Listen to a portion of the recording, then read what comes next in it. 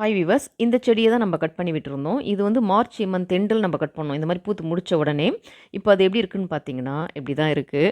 இது ஃபுல்லாக எல்லாமே கட் பண்ணி விட்டுருந்த அத்தனை இடத்துலையுமே துளிர் விட்டுடுச்சு. துளிர் வந்துட்டு மொட்டும் வச்சிருக்கு.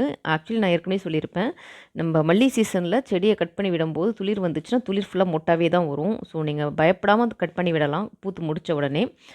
அது மாதிரி பூத்து முடிச்சோடனே வந்து செடியை நம்ம ட்ரிம் பண்ணால் மட்டும்தான் நமக்கு நிறைய கிளைகள் எடுத்து நிறைய பூ வைக்கும். அப்படி இல்லைன்னா வந்து ரொம்ப ஸ்லோவாக இருக்கும், கம்மியாக பூ பூக்கும். அதுக்கடுத்து வந்து பார்த்திங்கன்னா, உரத்தை பற்றி நான் சொல்லியிருப்பேன் என்னென்ன உரன்றது. இதுக்கு சீசன் ஸ்டார்ட்டிங்கில் நம்ம என்ன பண்ணணும், அடி உரமாக எருவும் அதுக்கப்புறம் வந்து கம்போஸ்ட்டும் கொடுத்துட்டு மண்ணை நல்லா லூஸ் பண்ணி விடணும்.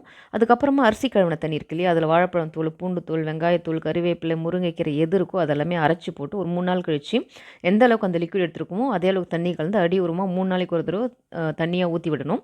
இதுதான் வந்து இருவாச்சி மல்லி செடி. இந்த சீசனில் எவ்வளோ பூ பூத்துருக்கு பாருங்கள். இது வந்து மார்ச் மந்த் எடுத்த வீடியோ. இது நல்லா பூத்து முடிச்சதுக்கப்புறம் இந்த செடியுமே நம்ம கட் பண்ணி விட்டோம். 2 செடியும் வந்து பார்த்திங்கன்னா கொஞ்சம் ஒரு 10 நாள் கேப்பில் வந்து கட் பண்ணி விட்டது. இப்போ இதுவும் பார்த்திங்கன்னா நிறைய மொட்டு எடுத்திருக்கு. ஃபுல்லாக செடி ஃபுல்லாக படர்ந்துருக்கு. இதுதான் இது. இப்போ பாருங்கள், ஃபுல்லாக அழகாக படர்ந்துருக்கு. என்னென்னா மொட்டு இன்னும் பெருசாகலை, உங்களால் பார்க்க முடியல. அது சின்னதாக இருக்குது. அத்தனை தளிர்லையுமே பார்த்திங்கன்னா சின்ன சின்ன சின்ன மொட்டு அதிகமாக இருக்குது. இந்த செடி கொஞ்சம் நல்லா பெருசாக இருக்கும், நல்லா படர்ந்துருக்கும். அதனால் வந்து நிறையவே பூ பூக்கும். இருவாச்சி மல்லினாவே நமக்கு நிறையவே பூக்கும், நீங்கள் நல்லா மெயின்டைன் பண்ணிட்டு வந்தீங்கன்னா. அது இல்லாமல் நான் வந்து ஒரு 3 செடி புதுசாக வாங்கி வச்சுருக்கேன். சின்ன செடி தான், 2 மந்த்ஸ் ஆகுது வச்சு, என்னுடைய ஃப்ரெண்டு கொடுத்தாங்க. அதுவும் பார்த்திங்கன்னா மொட்டு வைக்க ஆரம்பிச்சிருக்கு. நான் அடுத்த வீடியோவில் உங்களுக்கு அதை காமிக்கிறேன், அது எந்த அளவுக்கு வளர்ந்துருக்கு அப்படின்னு சொல்லிட்டு. அது இல்லாமல் ரோஸ் மல்லியும் ஒன்று புதுசாக வாங்கி வச்சுருக்கேன்.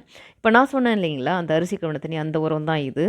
அரிசி கழுவுற தண்ணின்னா அது மட்டும் கிடையாது, அதுக்கு கூட பார்த்திங்கன்னா நம்ம அரிசி வடிச்சு விடுவோம் இல்லைங்களா, அது கஞ்சி தண்ணின்னு சொல்லுவோம்ல அது. அதுக்கப்புறம் அந்த பால் பாத்திரம், தயிர் பாத்திரம் வாஷ் பண்ணுற அந்த தண்ணி, புளிச்ச இட்லி மாவு இருக்கும் இல்லையா, அந்த ஈவன் வந்து இந்த இட்லி மாவுலாம் நம்ம யூஸ் பண்ணும்போது கரண்டியெல்லாம் எடுப்போம்ல, அதை நான் கரண்டி எல்லாமே இந்த பக்கெட்லேயே கழுவி விட்டுட்டு, ஸோ இந்த பக்கெட் ரொம்ப வரைக்கும் இதை மாதிரி பண்ணிவிட்டு, அதுக்கப்புறம் பார்த்திங்கன்னா அந்த பூண்டு தூள், வாழைப்பழத்துடைய தூள், முட்டை ஓடு, அந்த காஞ்சி போன கருவேப்பிலை இதெல்லாமே இருக்கும் இல்லையா, இதெல்லாமே அரைச்சி இதில் கலந்துடணும்.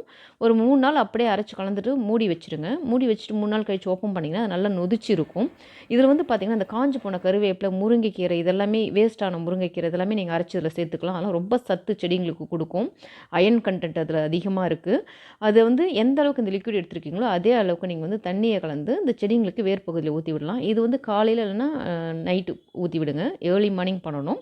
அவ்வளோதாங்க. உங்கள் செடியும் இந்த மாதிரி பண்ணிங்கன்னா நிறைய பூ பூக்கும். நம்ம நெக்ஸ்ட் வீடியோவில் பார்க்கலாம். தேங்க்யூ.